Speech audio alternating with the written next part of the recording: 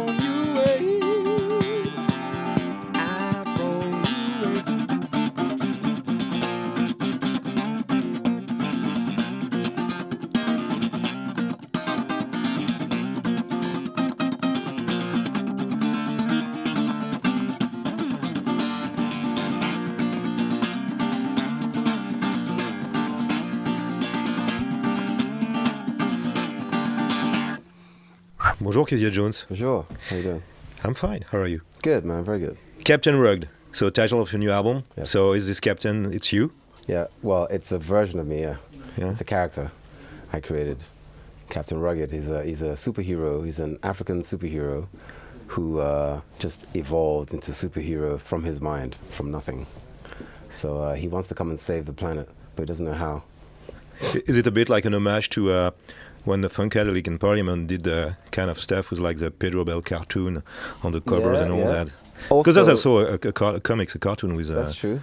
But with also, there's the famous concert of the P-Funk guys called the Mothership Connection Tour, where George Clinton comes out of the spaceship, and he's like a pimp, but he's like a space pimp, and the whole band was like had a whole.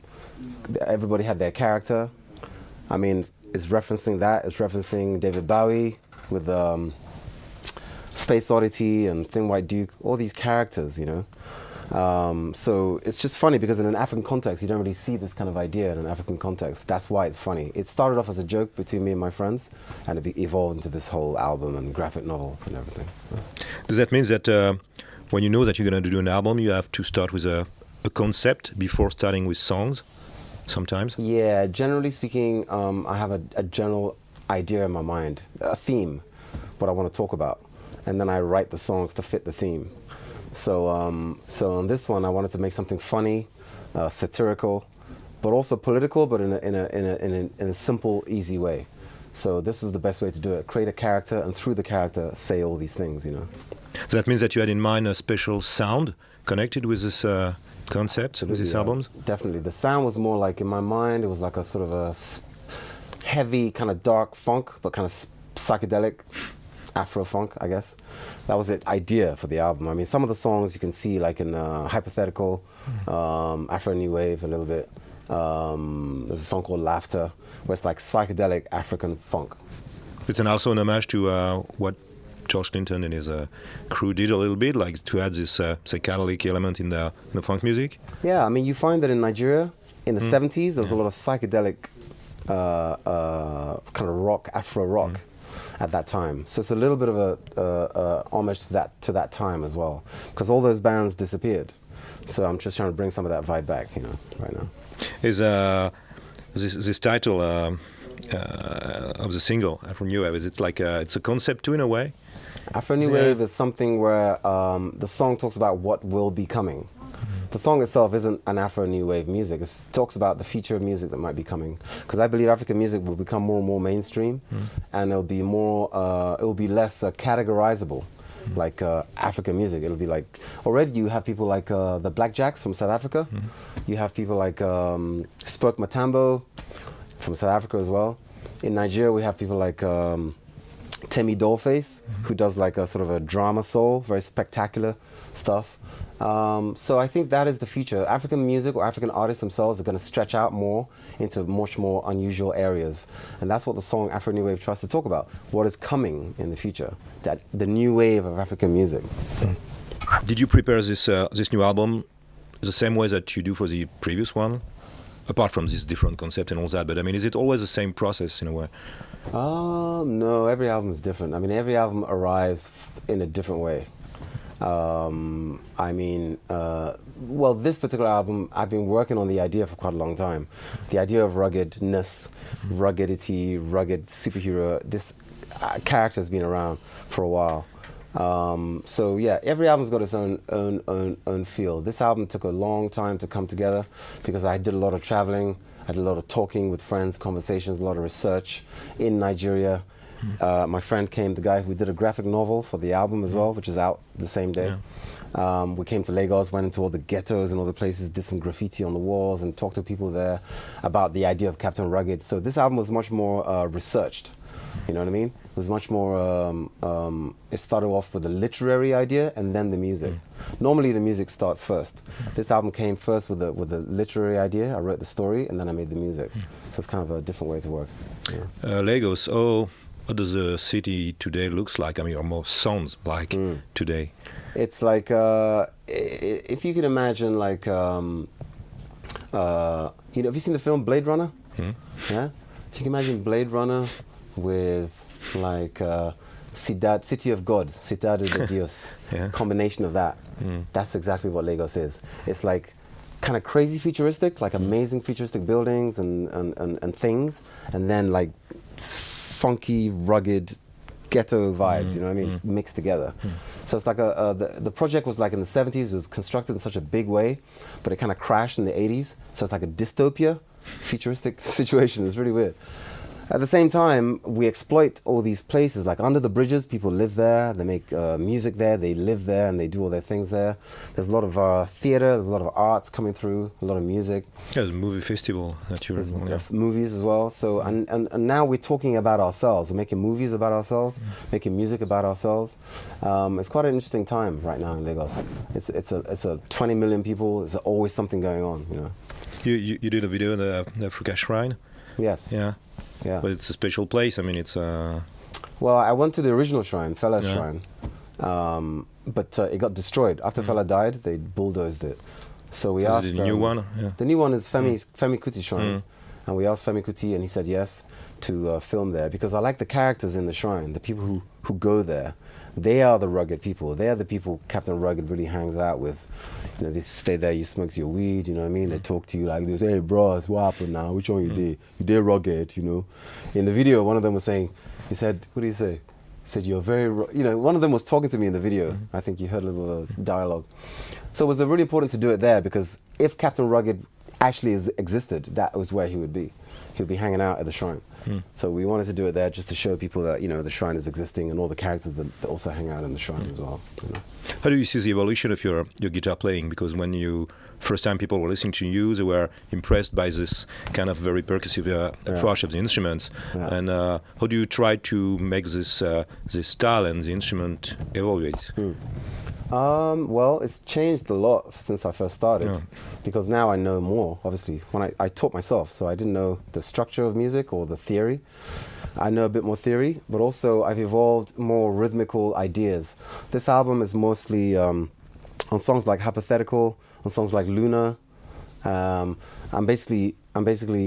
not even playing chords, I'm just like hitting the guitar, boom, so it's more like I just researched some rhythms. I'm from Nigeria, so the Yoruba people in the south, we have certain rhythms for certain religious cults. I researched some rhythms and I used some of those rhythms and played on the guitar. So my guitar playing has evolved more from a random, I didn't know what I was doing, the blufunk. Now I got a rough idea what I want to do, and I got more technical ability, much more now, and a bit of theory as well. So I'm definitely a bit more accomplished than I was before. And also now I can think of something and I can play it. Whereas in blufunk days, I'd think of something and I couldn't technically do it. I was very, very frustrated. Now I can actually hear some music and I can play it, which is really nice.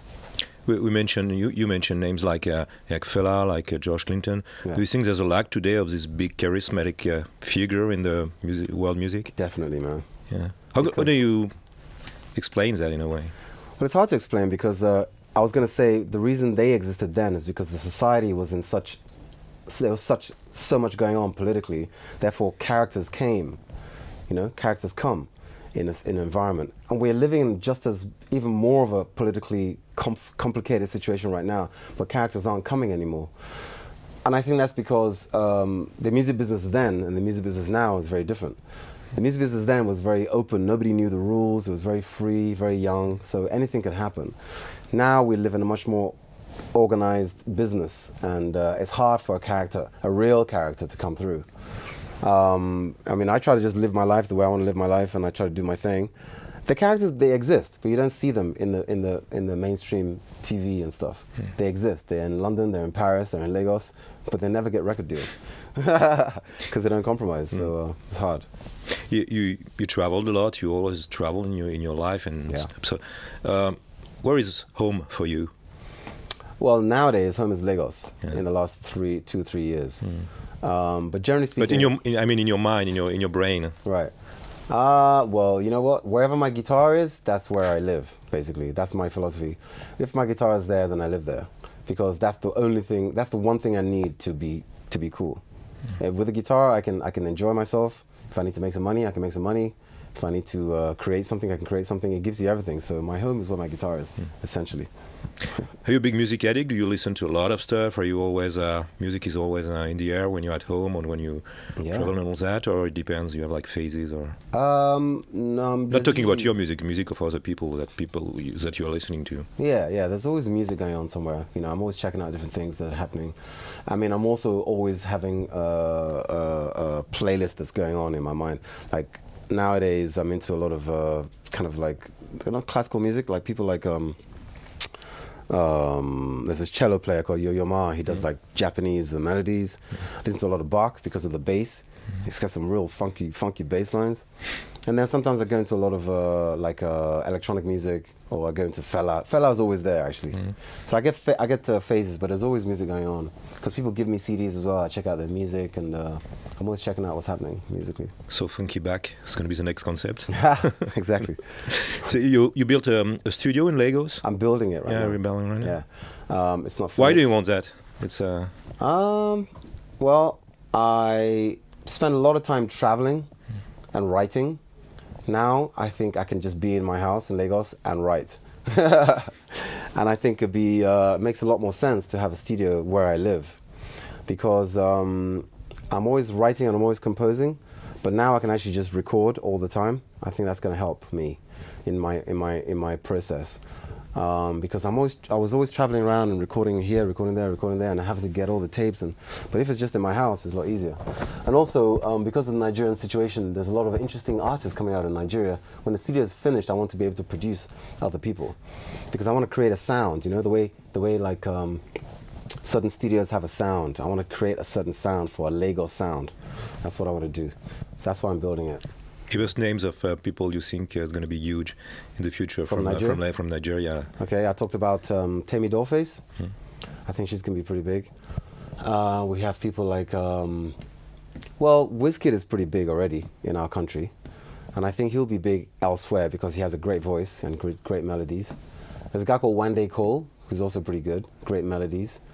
And then you have sort of people like alternative people.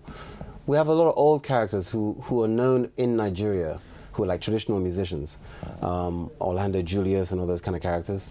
But I think you should look out for Temi Dollface. That's the person you should look out for. I think she's very, very interesting. Okay, merci Keziah Jones. Thank you.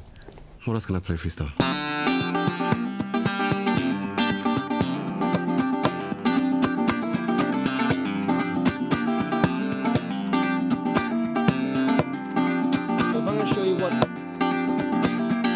Rugged music sounds like rugged music. Rugged is my name. Rugged is my game. Rugged is forever, forever.